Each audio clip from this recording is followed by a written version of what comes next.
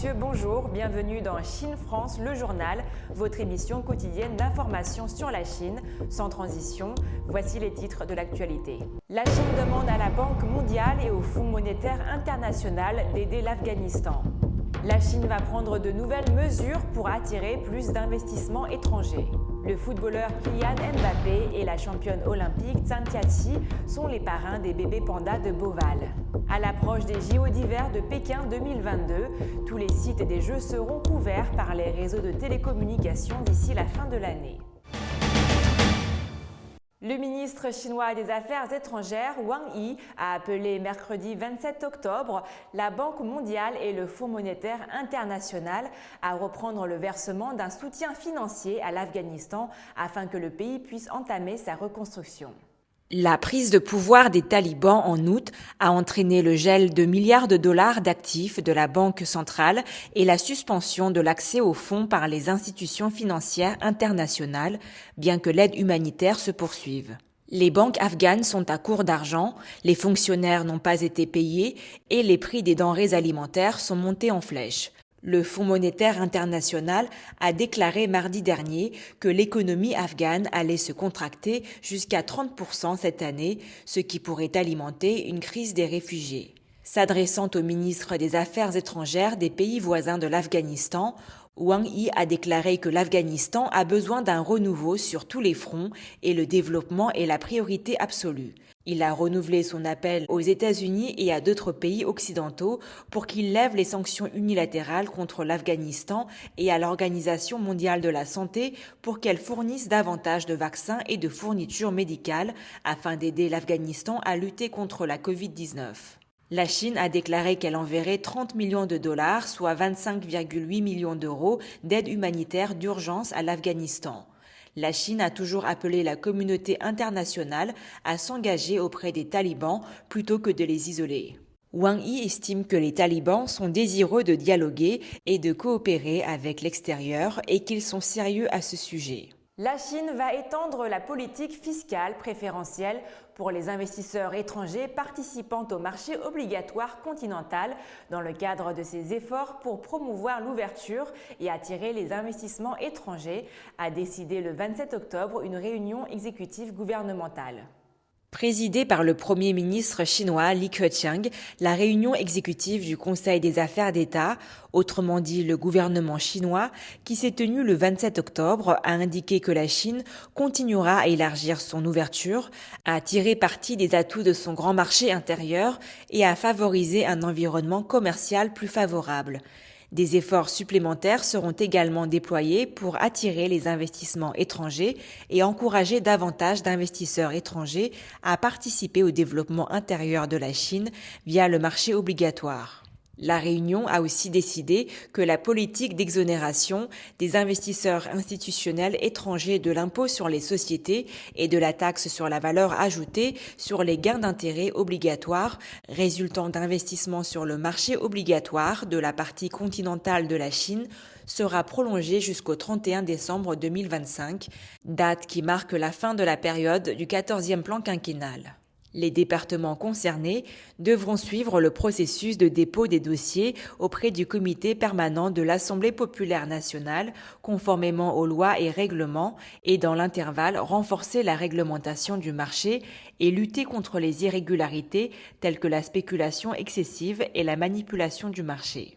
La Chine a publié un plan sur la protection et l'application des droits de propriété intellectuelle. Selon le plan, la Chine devrait connaître des améliorations importantes dans sa capacité de gestion des droits de propriété intellectuelle d'ici 2025. Le plan ajoute que d'ici là, les droits de propriété intellectuelle deviendront un moteur puissant du développement économique et social de haute qualité de la Chine. Il liste les tâches pour renforcer la protection des droits de propriété intellectuelle, améliorer l'efficacité de transformation des droits de propriété intellectuelle en résultats tangibles, développer davantage les services, faciliter la coopération internationale, ainsi que promouvoir la formation du personnel et créer un environnement socio-culturel favorable.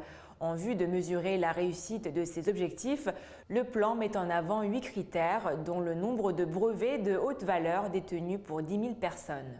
Le 20 octobre, le zoo de Beauval a annoncé que les 2 pandas nés au zoo le 2 août de cette année seront officiellement nommés le 18 novembre. Le célèbre joueur de foot français Kylian Mbappé et la championne olympique chinoise de plongeon Zhang Jiaqi vont donner les noms aux 2 jumelles pandas nées au zoo de Beauval.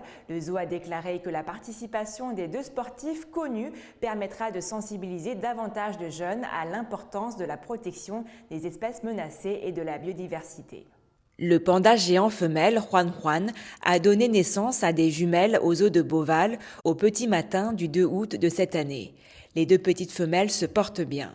Les bébés pandas ont été provisoirement nommés Fleur de coton et Petite neige par l'équipe du zoo de Beauval.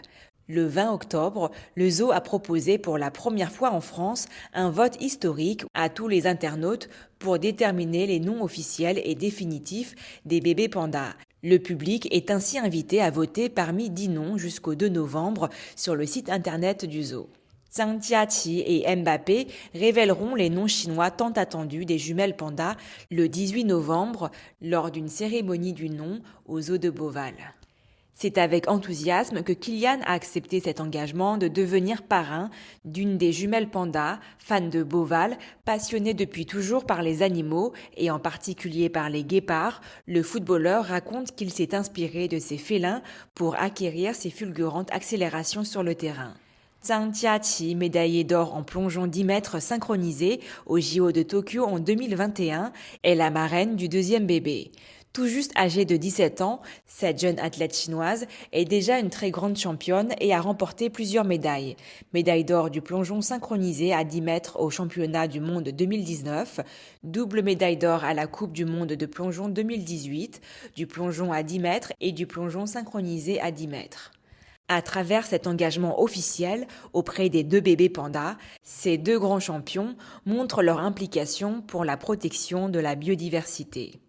Un train de marchandises Chine-Europe à destination de Moscou est parti le 27 octobre de Jiujiang dans la province chinoise du Tianxi, dans le sud-est du pays. Il s'agit du premier train de fret reliant ces 2 villes, transportant 50 conteneurs remplis d'équipements mécaniques, d'appareils électroménagers et de vêtements. Le train parcourira plus de 4000 km pour arriver dans la capitale russe dans 15 jours contre 25 jours par voie maritime et routière. Les JO d'hiver 2022 approchent à grands pas. China Unicom, le partenaire exclusif en télécommunications pour l'organisation de ces Jeux, a confirmé peu après le lancement du compte à rebours des 100 jours des Jeux que tous les sites et installations des Jeux, qu'ils servent à la compétition ou non, seront entièrement couverts par ces réseaux de télécommunications avant la fin de cette année.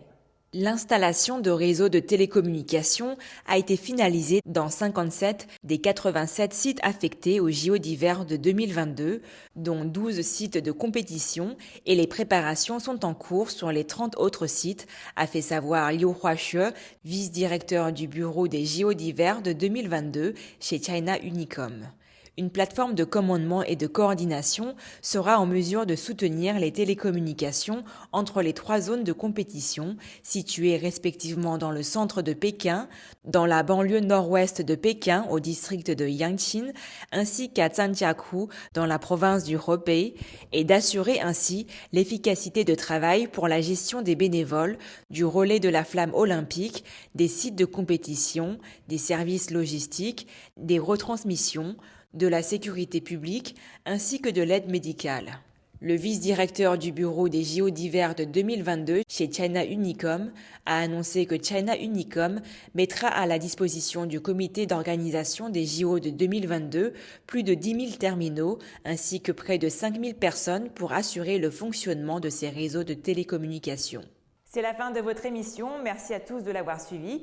Pour vous abonner à la chaîne YouTube de Mandarin TV, il vous suffit de cliquer sur le bouton s'abonner en bas à droite de la vidéo et pensez également à activer la petite clochette de notification pour ne rien rater. Très belle journée, très belle soirée à tous.